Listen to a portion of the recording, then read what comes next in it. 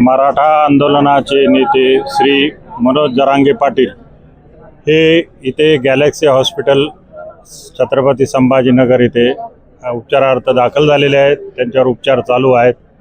आमची सर्व समर्थकांना विनंती आहे की त्यांच्यावर उपचार चालू असल्याने इथे कोणत्याही प्रकारची गर्दी करू नये, जेणेकरून त्यांच्या उपचारात बाधा येईल। अतिशय शांतपणे इथं शांतता ठेवावी ही सर्वांना विनंती आहे।